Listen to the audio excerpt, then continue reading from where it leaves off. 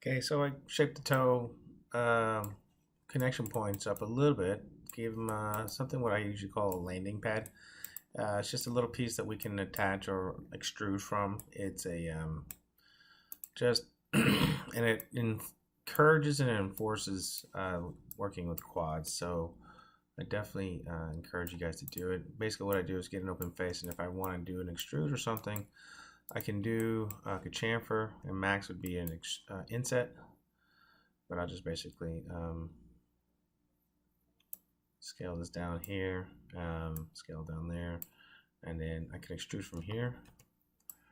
Let's start working on the knobby bits, but I'm going to do that all at once. So let's see if I can do that all at once. So let's grab all these faces, holding shift and not control. We'll do the extrude, and we'll scale down, scale an X. Since we're doing an organic shape, I can kind of pull that out a little bit, and then we'll hit Control E to extrude and then crank it out. So there we go. Starting to get the idea for our toes. So I kind of want a knobby set of toes. So I need to reshape all this, but that's how I do it real quick. Let's actually do this real quick. I'm going to undo all that. I'm going to scale these. I don't even think about the toe size. Yeah, they don't need much. So I'll hit Control E again, and I'll just do out. Control E, and I'm probably going to scale this one and this one and move. Oh, yeah. I don't want to lose that extrude because that extrude bit hit W. That's why. Okay, cool. Learning. Extrude that or scale that. Actually, we're going wider. We're making the actual bulbous parts. I'm not sure how articulate I'm going to make the toes. It is more art than it is reality, clearly. But and I think I want to make it bigger as well. So we'll go forward with this. Whoopsie. Excuse me. All right, so yeah, hit Control E again. I'll just move. There's the big toes. So now we can start moving independently and making the toes a little bit more unique. So I'll go ahead and actually go into my ready transforms and get each one.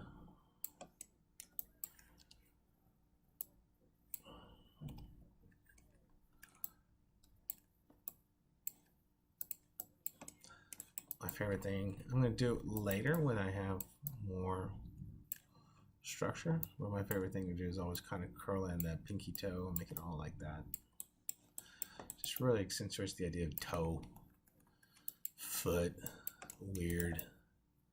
So yeah, that could actually be bigger.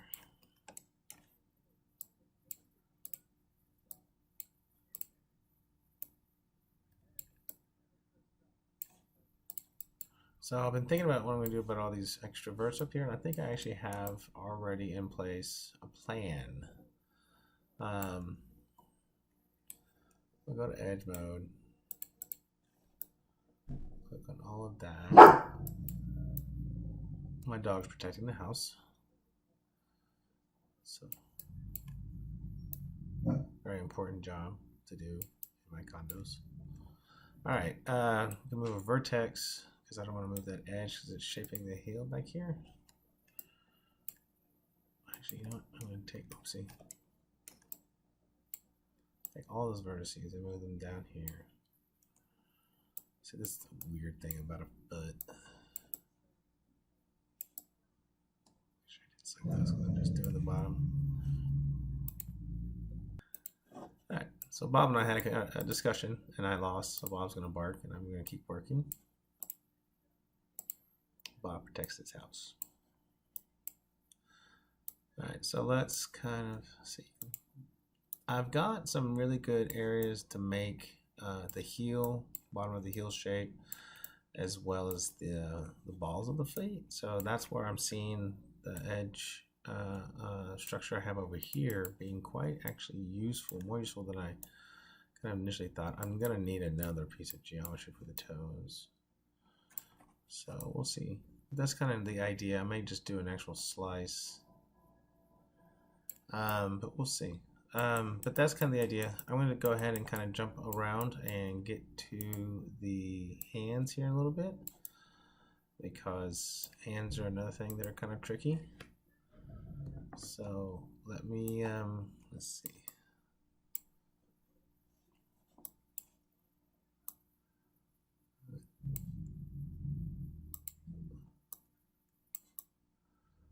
All right, so the shape is actually coming along pretty quickly, pretty nicely.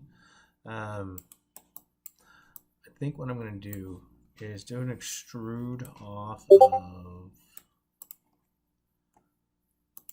this right here, as well as here and here. I don't think I'll do, yeah, actually, if I follow the shape of like a foot, it'll have kind of an inset like this. And let's go ahead and do that. Let's just do a quick bevel.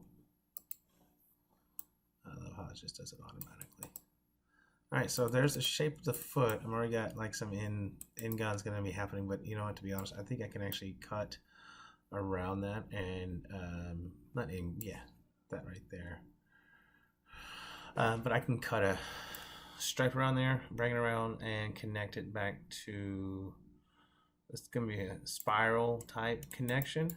That's what I see happening here. I can go around the top side here, and then cut around there and land either there or there. I can make it land there, that'll work.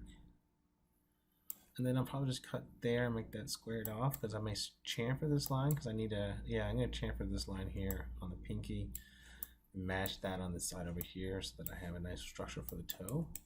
On the other hand, I could just drop that line back down. Oopsie.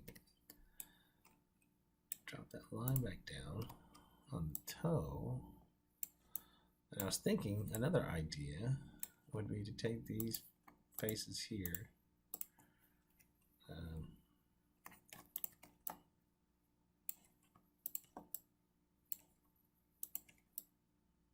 And do just a quick bevel here. Where are you? Bevel.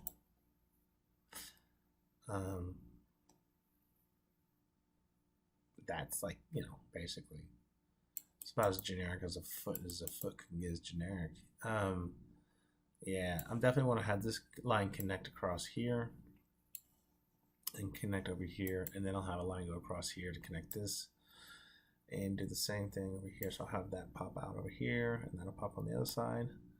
I believe it still will end up as a spiral, and it usually does when I do feet. I don't know why. I haven't really studied it, so I'm not going to start right now. I'm just going to start cutting. It's a vert, edge, edge, edge, go right to the vert there. So right there's an edge loop, and then I can go same over here. All right, fine. Oh, hit enter. Okay, cool. Now I will go through and repeat, just continue this process real quick.